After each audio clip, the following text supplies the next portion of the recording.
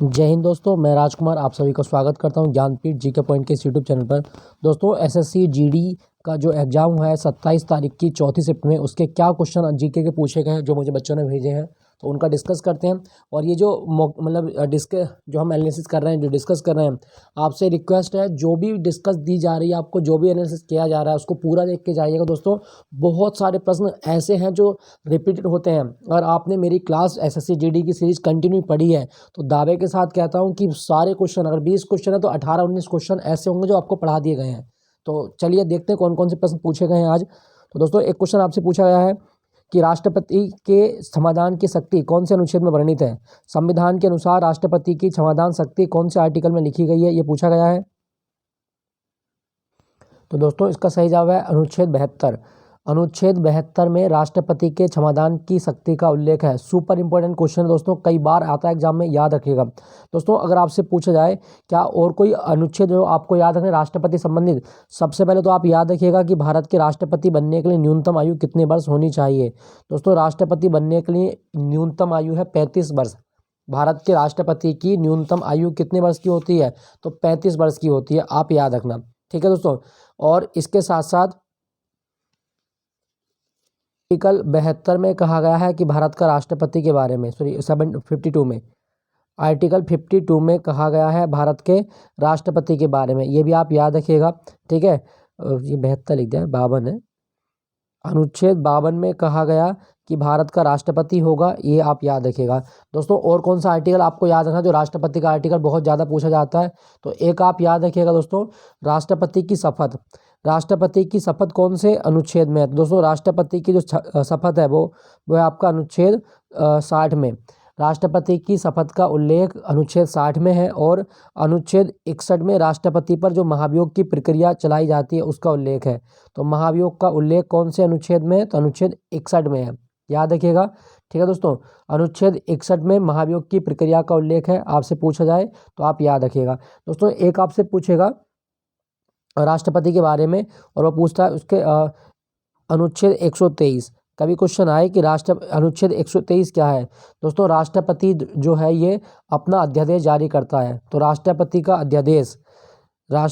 अध्यादेश जो लिखा गया है वो कौन से आर्टिकल में लिखा जाता है, तो राष्ट्रपति का अध्यादेश लिखा गया है दोस्तों अनुच्छेद 123 में, ये भी आप याद रखना, पूछा जाए आपसे कभी। और दोस्तों अनुच्छेद 123 के साथ साथ आपको याद रखना अनुच्छेद 352, अनुच्छेद 352, इसके तहत राष्ट्रपति राष्ट्रीय आपातकाल की घोषणा कर सकता है। राष्ट्रीय आपातकाल की घोषणा कर सकता है, ये भी आप याद रखिएगा, ठीक है, राष्ट्रीय आपातकाल। और एक आप याद रखना अनुच्छेद 356, दोस्तों यदि किसी राज्य में संवैधानिक तंत्र विफल हो जाए तो वहाँ पे राष्ट्रपति शासन लगा सकता है राष्ट्रपति, तो ये भी आप याद रखिएगा। और एक आर्टिकल आप और याद रखें राष्ट्रपति का ही है, और वो आर्टिकल है दोस्तों आपका आर्टिकल कौन सा आर्टिकल जो आपसे पूछता है, राष्ट्रपति जो होता है ये पुनर्विचार याचिका, अनुच्छेद 57 है वो, ठीक है। अनुच्छेद 57 क्या है कि पुनर्निर्वाचन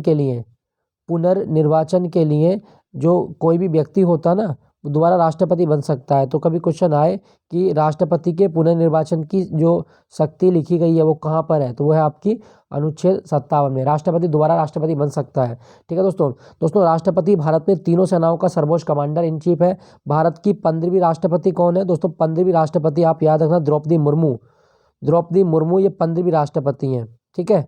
द्रौपदी मुर्मू जो हैं ये भारत में 15वीं राष्ट्रपति हैं, संथाल जनजाति से आती हैं, आप याद रखिएगा। तो क्वेश्चन आपसे पूछा गया था कि राष्ट्रपति की क्षमादान शक्ति अनुच्छेद 72 में लिखी गई है, ठीक है दोस्तों। भारत के पहले राष्ट्रपति कौन थे, दोस्तों भारत के पहले राष्ट्रपति थे राजेंद्र प्रसाद, और राजेंद्र प्रसाद जी ने एक किताब लिखी थी इंडिया डिवाइडेड, ये आप याद रखना, ये भी पूछा नहीं गया है, हो सकता है कि अगले शिफ्टों में पूछा जाए, India divided Rajendra Prasad. Next प्रश्न आपसे क्या पूछा गया, दोस्तों पूछा गया था कि 2011 की जनगणना के अनुसार भारत का जनघनत्व कितना है। जनघनत्व क्या होता है दोस्तों, प्रति वर्ग किलोमीटर क्षेत्र में रहने वाली आबादी जनघनत्व कहलाती है। तो 2011 की जनगणना में भारत का जनघनत्व 382 व्यक्ति प्रति वर्ग किलोमीटर, याद रखिएगा दोस्तों 382 प्रति वर्ग किलोमीटर। दोस्तों यहाँ पे मैं बात करूँ जनघनत्व के बारे में, अगर आपसे पूछा जाए कि सर्वाधिक जनघनत्व किस राज्य का है, दोस्तों सर्वाधिक जो जनघनत्व है वो किस राज्य का है, मतलब आपको बताना है कि 1 वर्ग किलोमीटर में किस राज्य में सबसे ज़्यादा आबादी रहती है। तो नंबर 1 पे आपका बिहार। दोस्तों बिहार जो है इसका सबसे ज़्यादा जनघनत्व है, 1106 व्यक्ति प्रति वर्ग किलोमीटर। नंबर 2 पे आता है पश्चिम बंगाल। दोस्तों नंबर 2 पे पश्चिम बंगाल है और पश्चिम बंगाल में 1028 जनघनत्व है। तो दोनों आप याद रखना, 1106 बिहार में है और 1028 पश्चिम बंगाल में है। सबसे ज़्यादा जनघनत्व आपका बिहार में है। इसको क्लियर कर देता हूँ। दोस्तों अगर आपसे पूछा जाए कि सबसे कम जनघनत्व किस राज्य का है, दोस्तों सबसे कम जनघनत्व अगर राज्य में पूछे तो आप याद रखना, नंबर 1 पे है आपका अरुणाचल प्रदेश। सबसे कम जनघनत्व जो है दोस्तों वो अरुणाचल प्रदेश का है और अरुणाचल प्रदेश का जनघनत्व 17 व्यक्ति प्रति वर्ग किलोमीटर। और इसके बाद में स्थान आता है नंबर 2 पे मिजोरम का। मिजोरम का जनघनत्व आपका 52 व्यक्ति प्रति वर्ग किलोमीटर। तो 17 और 52 दोनों आप याद रखना। सबसे कम है आपका अरुणाचल का। कभी क्वेश्चन आए तो आप इसको याद रखिएगा। अच्छा पूछे कि यूनियन टेरिटरी में, तो दिल्ली का जो जनघनत्व है वो सबसे ज़्यादा है। और आपसे पूछे कि सबसे कम किसका है, तो अंडमान निकोबार का। अंडमान निकोबार का जनघनत्व सबसे कम है। और यहाँ आपका जनघनत्व कितना है यूनियन टेरिटरी में, 46। सबसे कम जनघनत्व किस केंद्र शासित प्रदेश का, तो अंडमान निकोबार का 46 है। दिल्ली का कितना दोस्तों, दिल्ली का काफ़ी है और ये आपका 11,000 के करीब में आता है दिल्ली का। ये भी आप याद रखिएगा, ठीक है। 11,320 आता है दिल्ली का, 11,320। तो आपसे 2011 की जनगणना में पूछा गया था, सही जवाब होगा 382 व्यक्ति प्रति वर्ग किलोमीटर। 2011 की जनगणना में कितने क्वेश्चन शामिल थे, तो 29 प्रश्न शामिल थे, आप याद रखिएगा। और ये भारत की 15वीं जनगणना थी। 2011 की जनगणना भारत की 15वीं जनगणना थी, ये भी आप याद रखें। और जनगणना का जनक कौन है, दोस्तों भारत में जनगणना का जनक माना गया हेनरी वाल्टर को। हेनरी वाल्टर को जनगणना का जनक माना गया है, ये भी आप याद रखिएगा। हेनरी वाल्टर को जनगणना का जनक माना गया है। अगर आपसे पूछा जाए तो आपको इसको याद रखना है, ठीक है। चलिए अगले प्रश्न को चलते हैं। क्या पूछा गया था दोस्तों, आंध्र प्रदेश भारत का राज्य कब बना है, तो आंध्र प्रदेश का स्थापना दिवस पूछा गया था। तो दोस्तों आंध्र प्रदेश बना था 1 अक्टूबर 1953 को। और ये भाषा के आधार पर गठित होने वाला सबसे पहला राज्य था। आंध्र प्रदेश भाषा के आधार पर गठित होने वाला सबसे पहला राज्य, आप याद रखना। यहाँ की राजभाषा क्या है दोस्तों, तेलुगु। आंध्र प्रदेश की राजभाषा तेलुगु है। और तेलुगु जो थी ये 2008 में शास्त्रीय भाषा ही बनी थी, ये भी आप याद रखिएगा, ठीक है दोस्तों आंध्र प्रदेश की बात हो रही है ना, तो इसके 2-3 डांस याद रखना। एक आपको याद रखना घंटा मर्दाला। घंटा मर्दाला कहाँ का डांस है, तो आंध्र प्रदेश का। और एक आपको याद रखना लंबार्डी। लंबार्डी कहाँ का डांस है, आंध्र प्रदेश का। लंबार्डी है, लंबार्डी। एक आपसे पूछेगा ढिमसा। ढिमसा कहाँ का है, तो आंध्र प्रदेश का। एक आपसे पूछेगा वीर नाट्यम। तो वीर नाट्यम कहाँ का डांस है, आंध्र प्रदेश का। वीर नाट्यम आंध्र प्रदेश का डांस है, ये भी आप याद रखिएगा, ठीक है। और एक आपसे पूछेगा कुचिपुड़ी। तो घंटा मर्दाला, लंबाड़ी, ढिमसा, वीर नाट्यम। एक और आप याद रखिएगा कुचिपुड़ी। कुचिपुड़ी क्लासिकल डांस है यहाँ का। कुचिपुड़ी क्लासिकल डांस है अगर आपसे पूछा जाए। और कुचिपुड़ी जो शास्त्रीय नृत्य है, जैसे इसकी कलाकार आपसे पूछे कि पद्मजा रेड्डी, भावना रेड्डी, आपकी राधा रेड्डी, राजा रेड्डी, यामिनी रेड्डी, वो सब कुचिपुड़ी के डांसर हैं। तो आंध्र प्रदेश बना था 1 अक्टूबर 1953 को। दोस्तों अगर पूछे कि वर्तमान में भारत में कितने राज्य हैं, तो 28 राज्य हैं भारत में और 8 केंद्र शासित प्रदेश हैं, 8 यूनियन टेरिटरी है, आप याद रखिएगा, ठीक है। तो ये आंध्र प्रदेश का स्थापना दिवस आपसे पूछा गया था 1 अक्टूबर 1953। भाषा के आधार पर बना था पहली बार। और आंध्र प्रदेश का ना एक त्यौहार आपसे पूछेगा, ब्रह्मोत्सव। ब्रह्मोत्सव कहाँ मनाया जाता है दोस्तों, ब्रह्मोत्सव जो है ये आंध्र प्रदेश का ही त्यौहार है, ठीक है। ब्रह्मोत्सव आंध्र प्रदेश। नेक्स्ट प्रश्न क्या पूछा गया दोस्तों, हॉकी इंडिया लीग की शुरुआत कब हुई, दोस्तों हॉकी इंडिया लीग की शुरुआत हुई थी 2013 में। हॉकी इंडिया लीग की शुरुआत 2013 में हुई है, आप याद रखिएगा। दोस्तों ये तो हॉकी इंडिया लीग है। अगर आपसे पूछे भारतीय हॉकी महासंघ कब बना था, तो दोस्तों भारतीय हॉकी महासंघ इसकी स्थापना की गई है आपकी 1925 में।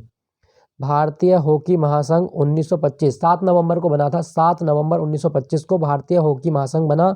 और इसका अध्यक्ष अभी चेंज हुआ था सितंबर में, वो है आपके दिलीप तर्की। दिलीप तर्की ये जो बने हैं वो अध्यक्ष बने हैं हॉकी महासंघ के। भारतीय हॉकी महासंघ का अध्यक्ष को ना दिलीप तर्की है, याद रखना दोस्तों। आपसे पूछा जाए दोस्तों, अगर आपसे पूछा जाए कि हॉकी के मैदान की माप कितनी होती है, तो आप याद रखना हॉकी के मैदान की लंबाई होती है 91.04 मीटर और इसकी चौड़ाई होती है 55 मीटर। तो ये आप याद रखें 91.4 लंबाई और 55 मीटर इसकी चौड़ाई है हॉकी।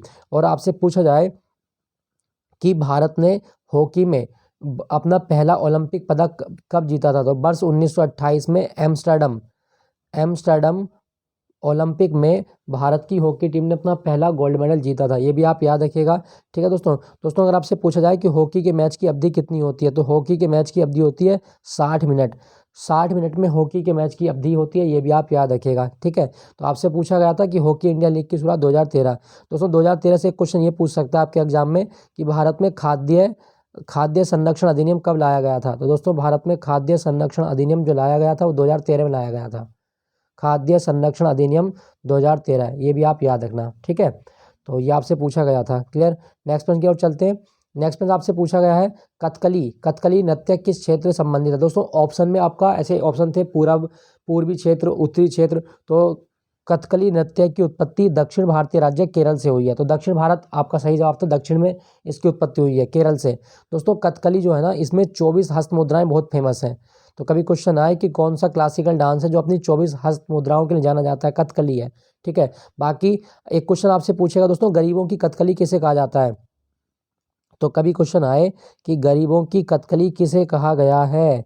सही जवाब क्या होगा दोस्तों? गरीबों की कथकली है आपकी गरीबों की कथकली। तो गरीबों की कथकली दोस्तों केरल का ही एक डांस है, थुलाल को गरीबों की कथकली कहा जाता है। याद रखना इसके बारे में, गरीबों की कथकली थुलाल को कहा गया है। केरल की बात हो रही है ना, तो दोस्तों केरल का एक डांस याद रखिएगा, वो है आपका मुडियट्टू यूनेस्को की सूची में शामिल है ये। तो मुडियट्टू केरल का डांस है। बाकी मोहिनी अट्टम जो भगवान विष्णु को समर्पित है, मोहिनी अट्टम भी केरल में होता है। मोहिनी अट्टम, कोलकली, मरगमकली, पुक्कली, पुलिकली और परिचा कली। दोस्तों कली वाले जितने भी डांस हैं, किसी भी डांस में अगर कली सब दिखाई दे, समझ जाना केरल का है। ठीक है, केरल का ही डांस है कली। और दोस्तों केरल का नया साल आपसे पूछेगा तो आप याद रखिएगा, केरल का नया साल क्या है? केरल का नया साल है विशु। केरल का नया साल है विशु, ये भी आप याद रखें। केरल का एक त्यौहार मनाया गया अभी, मकर बिलक्कू त्यौहार, ये कहाँ पर मनाया गया है? तो केरल में मकर बिलक्कू त्यौहार भी मनाया जाता है। और केरल में एक त्यौहार आपको और याद रखना, ओणम कहाँ का त्यौहार है? केरल का। 10 दिन तक होता है ओणम, 10 दिन तक होता है अगर आपसे पूछे। और ओणम के अवसर पर केरल में एक खेल आयोजित होता है, नौका दौड़, और इसको बोलते हैं बल्लम कल्ली। तो बल्लम कल्ली कहाँ का है? तो केरल का ही डांस है बल्लम कल्ली, मतलब बल्लम कल्ली खेल है, ये भी आप याद रखें। दोस्तों केरल जो है ना, इसका राज्यपाल है राज्यपाल है आरिफ मोहम्मद खान, और यहाँ का मुख्यमंत्री पिनारई विजयन। 2011 में सबसे ज़्यादा साक्षरता किसकी है? दोस्तों सबसे ज़्यादा साक्षरता जो है वो केरल की आपकी, ये भी आप याद रखना। ठीक है, तो कथकली पूछा गया था आपसे, तो केरल का डांस है। किस पंचवर्षीय योजना में परिवार नियोजन कार्यक्रम की शुरुआत हुई थी? दोस्तों परिवार नियोजन कार्यक्रम की शुरुआत हुई है 1980 से 1985 के दौरान लॉन्च की गई छठी पंचवर्षीय योजना। तो छठी पंचवर्षीय योजना में परिवार नियोजन कार्यक्रम की शुरुआत की गई है, ये भी आप याद रखिएगा। यहाँ पे मैंने आपको सारा एक चार्ट लगा दिया है पूरा पंचवर्षीय योजनाओं का, एक बार आप देख सकते हैं, और ये आपको रट लेनी है। प्रथम पंचवर्षीय योजना 1951 से 1956, द्वितीय 1956 से 1961, इसमें औद्योगिकरण पर बल दिया गया था। तीसरी पंचवर्षीय योजना 1961 से 66, गतिमान अर्थव्यवस्था। चौथी पंचवर्षीय योजना 1969 से 1974, कृषि के साथ आत्मनिर्भरता। पांचवी पंचवर्षीय योजना 1974 से 1978, गरीबी उन्मूलन। छठी में हमने कृषि, उद्योग और रोजगार सृजन पर बल दिया है, 1980 से 1985। सातवीं पंचवर्षीय योजना 1985 से 1990, खाद्य और ऊर्जा। आठवीं आप देख सकते हैं 1992 से 1997, मानव संसाधन पर बल दिया गया। 9वीं 10वीं ये सारा आपका लिखा हुआ है, तो आप इसको पढ़ सकते हैं। स्क्रीनशॉट चाहो तो स्क्रीनशॉट ले लेना, ये बहुत आ रही हैं आजकल। और ये रट के जाना, ये जो 2 लाइन है ना आपकी, एक तो ये वाली लाइन रट के जाना और एक ये वाली लाइन रट के जाना। ठीक है, तो ये आपसे पूछी जा सकी है। तो भारत में पंचवर्षीय योजना जिसमें परिवार नियोजन कार्यक्रम की शुरुआत हुई थी, वो थी छठी पंचवर्षीय योजना। ठीक, नेक्स्ट प्रश्न की ओर चलते हैं। क्या पूछा गया? किस मौर्य सम्राट ने कलिंग युद्ध लड़ने के बाद युद्ध न करने का फैसला लिया था? दोस्तों मौर्य सम्राट था अशोक ने 261 ईसा पूर्व राजा खारबेल के साथ में युद्ध लड़ा था। खारबेल, ये चेदी वंश का राजा है खारबेल। और कलिंग का युद्ध जो लड़ा गया वो दया नदी के तट पर लड़ा गया था। दोस्तों दया नदी के तट पर कलिंग का युद्ध हुआ, और कलिंग युद्ध के बाद जब अशोक ने मृत मतलब सैनिकों को देखा तो वो आहत हो गया। और आहत होने के बाद में क्या हुआ कि उसने युद्ध की नीति को त्याग दिया था, और उसके बाद में क्या किया, उसने बौद्ध धर्म को ग्रहण कर लिया था। तो अशोक जो था, इसने ये यहाँ से क्वेश्चन बन चुका है कि कौन सी नदी के किनारे कलिंग का युद्ध लड़ा गया था? दया नदी के किनारे। दोस्तों सम्राट अशोक का एक नाम क्या है? देवानाम प्रियदर्शी। देवानाम प्रियदर्शी किसे कहा गया है? तो दोस्तों देवानाम प्रियदर्शी सम्राट अशोक को कहा जाता है। ठीक है, मौर्य वंश का राजा है। और दोस्तों अशोक के शिलालेख किसने पढ़े थे? तो अशोक के शिलालेख पढ़े हैं जेम्स प्रिंसेप ने। अशोक के शिलालेख किसने पढ़े? जेम्स प्रिंसेप ने 1837 में अशोक के शिलालेखों को पढ़ने में प्रसिद्धि हासिल की थी। ये भी आप याद रखिएगा। ठीक है दोस्तों मौर्य साम्राज्य की बात हो रही है, तो मौर्य साम्राज्य में सबसे पहला राजा कौन था? तो मौर्य साम्राज्य में सबसे पहला राजा था चंद्रगुप्त मौर्य। उसके बाद उसका बेटा था बिंदुसार, और बिंदुसार के बाद में उसका बेटा आता अशोक। अशोक सबसे महान जो शासक है वो अशोक ही है। और उसके बाद में आपका अशोक के बाद में आता है उसका बेटा कुणाल। तो मौर्य वंश के में ये 4 क्रम तो आप याद रखें, चंद्रगुप्त मौर्य, बिंदुसार, अशोक और कुणाल। ठीक है दोस्तों, एक ना मैं आपको एक चीज़ बता दूं, खैर ये कलिंग, एक आपसे कलिंग अवार्ड पूछेगा, आपसे पूछा जाए कभी कि कलिंग अवार्ड कौन से क्षेत्र में दिया जाता है? दोस्तों कलिंग अवार्ड विज्ञान के क्षेत्र में दिया जाता है। विज्ञान के क्षेत्र में कलिंग अवार्ड मिलता है, आप याद रखिएगा। ठीक है, नेक्स्ट प्रश्न आपसे पूछा गया था, जलियांवाला बाग हत्याकांड कब हुआ था? दोस्तों जलियांवाला बाग हत्याकांड हुआ था आपका 13 अप्रैल 1919 को पंजाब के अमृतसर शहर में, जब बैसाखी के दिन हुआ था। डॉक्टर सैफुद्दीन किचलू और सत्यपाल मलिक की गिरफ्तारी के विरोध में एक विशाल जनसभा का आयोजन किया गया, और पंजाब का जो तत्कालीन सेनानायक थे जनरल डायर, उन्होंने निहत्थी और निर्दोष जनता पर गोली चला दी, और ये घटना जलियांवाला बाग हत्याकांड के नाम से जानी जाती है। ठीक है दोस्तों यहाँ पे आपने लिखा है बैसाखी, तो आपको मैं बता दूं कि बैसाखी का त्यौहार क्यों मनाया जाता है। दोस्तों बैसाखी का त्यौहार ना देखो 13 अप्रैल सन 1699 को गुरु गोविंद सिंह ने खालसा पंथ की स्थापना की थी। खालसा पंथ की स्थापना की, और इस खालसा पंथ की स्थापना को स्मरण करने के लिए हम मनाते हैं बैसाखी का त्यौहार। तो बैसाखी पंजाब का त्यौहार है, आप याद रखिएगा। ठीक है, खालसा पंथ की स्थापना के उपलक्ष्य में मनाया जाता है। तो जलियांवाला बाग हत्याकांड 13 अप्रैल 1919 को हुआ था। नेक्स्ट प्रश्न आपसे पूछा गया था, नवंबर 2022 से पहले गुजरात के मुख्यमंत्री कौन थे? दोस्तों गुजरात के मुख्यमंत्री थे भूपेंद्र पटेल, याद रखिएगा। और मैं आपको बता दूं दोस्तों, गुजरात कब बना था? 1 मई 1960 को गुजरात की स्थापना की गई थी। 1 मई 1960 को गुजरात की स्थापना की गई, और यहाँ का मुख्यमंत्री भूपेंद्र पटेल। ठीक है दोस्तों, कौन सी पार्टी का नेता है दोस्तों? वो है बीजेपी। बीजेपी की सरकार बनी है, और बीजेपी कब बनी थी? 6 अप्रैल 1980 में। 6 अप्रैल 1980 में बीजेपी बनी थी, ये भी आप याद रखिएगा, पूछा जाए कभी आपसे। दोस्तों बात गुजरात की हो रही है ना, तो इसका राज्यपाल याद ना आचार्य देवव्रत। आचार्य देवव्रत ये गुजरात का राज्यपाल है। आचार्य देवव्रत गुजरात का राज्यपाल है, याद रखना इसके बारे में। ठीक है दोस्तों, गुजरात के 2 डांस याद रखिएगा, एक टिप्पानी डांस बहुत आता है एग्जाम में, टिप्पानी। एक गरबा बहुत पूछता है एग्जाम में। एक आपसे पूछेगा डांडिया, डांडिया बहुत आता है एग्जाम में। एक आपसे पूछेगा हली शका, हली शका कहाँ का डांस है? तो ये गुजरात के डांस है सारे। ठीक है, तो ये आप याद रखना। गुजरात का नया साल होता है बेस्तु बरस, बेस्तु बरस। तो नवंबर 2022 से पहले गुजरात के मुख्यमंत्री भूपेंद्र पटेल। नेक्स्ट योजना पूछी गई थी आपसे कि एलपीजी कनेक्शन से संबंधित कौन सी योजना है? दोस्तों उज्ज्वला योजना। उज्ज्वला योजना जो शुरू की गई है 2016 में, 1 मई 2016 को शुरू की गई थी, 1 मई 2016। तो इस योजना के तहत क्या है कि महिलाओं को एलपीजी कनेक्शन फ्री दिए जाते हैं। और ये योजना कौन सा मंत्रालय चलाता है दोस्तों उज्ज्वला योजना भारत का जो पेट्रोलियम एवं प्राकृतिक गैस मंत्रालय चलाता है। ठीक है, पेट्रोलियम एवं प्राकृतिक गैस मंत्रालय, जिसके मंत्री कौन है? हरदीप पुरी। तो ये आप याद रखिएगा। ठीक है, एलपीजी कनेक्शन के लिए देने वाली मुफ्त देने वाली योजना है उज्ज्वला योजना। नेक्स्ट प्रश्न, राष्ट्रमंडल खेल 2018 में भारत का ध्वजवाहक कौन था? दोस्तों राष्ट्रमंडल खेल 2018 में ध्वजवाहक थी पीवी सिंधु उद्घाटन समारोह में, और मैरी कॉम है आपका समापन समारोह में। तो ये दोनों आप याद रखिएगा। और राष्ट्रमंडल खेल कहाँ पर हुए थे 2018 के? दोस्तों राष्ट्रमंडल खेल 2018 के हुए थे ऑस्ट्रेलिया में। अभी देखा, बाद में बात करेंगे इसकी। एक क्वेश्चन आया था, तमिलनाडु में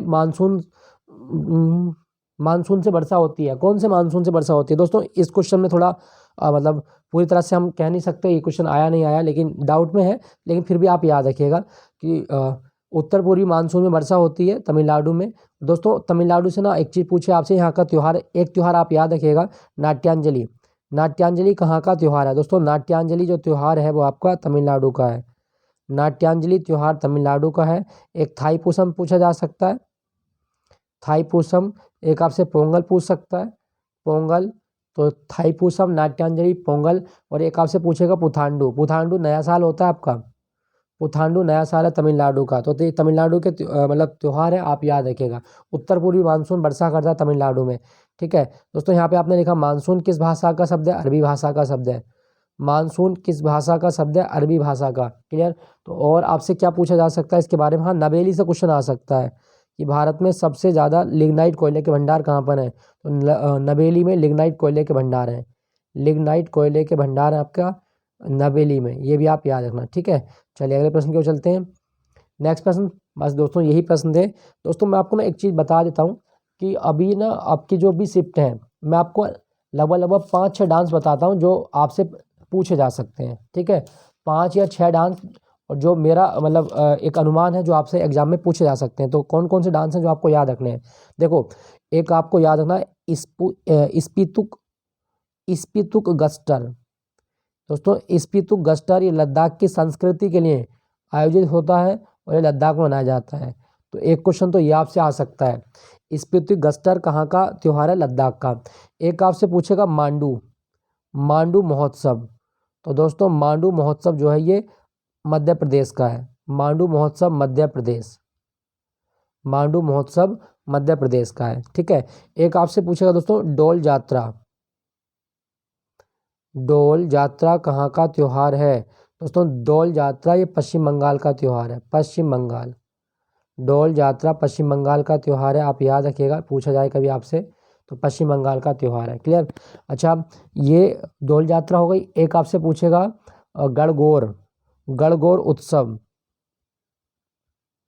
गणगौर उत्सव, दोस्तों गणगौर उत्सव मनाया जाता है राजस्थान में, बिल्कुल लिख के ले लो, ये क्वेश्चन आपसे जल्दी मिलेगा जीडी में आपका। गणगौर उत्सव वो है आपका राजस्थान में, ठीक है। एक आपको याद रखना है संगई महोत्सव। संगई एक हिरण की प्रजाति होती है, तो संगई महोत्सव होता है मणिपुर में, संगई महोत्सव मणिपुर, ये भी आप याद रखिएगा। और एक है आपका बैखो उत्सव, दोस्तों बैखो उत्सव ये कहाँ का है, तो बैखो उत्सव है आपका, बैखो उत्सव असम, तो असम का उत्सव है बैखो उत्सव। तो दोस्तों ये सारे आपको याद रखना है। और मांडू याद रखना, मांडू कहाँ का आपका, मध्य प्रदेश का, ठीक है। एक आपसे सिरुई लिली महोत्सव भी पूछा जा सकता है, सिरुई लिली महोत्सव ये है आपका मणिपुर में, सिरी लिली महोत्सव मणिपुर में, ये भी आप याद रखिएगा। दोस्तों ये थे प्रश्न आपके जो पूछे गए थे आपके। आई होप ये सेशन आपको अच्छा लगा होगा, एक्स्ट्रा फैक्ट के साथ हमने कवर किया चीज़ों को। तो जल्दी मिलता हूँ आपको अगले एनालिसिस के साथ में, तो तब तक अपना ख्याल रखिएगा, अपने जिनका पेपर हो वो अच्छे से तैयारी करते रहिएगा, ठीक है दोस्तों। Thank you for watching Gyanpeeth ji का पॉइंट।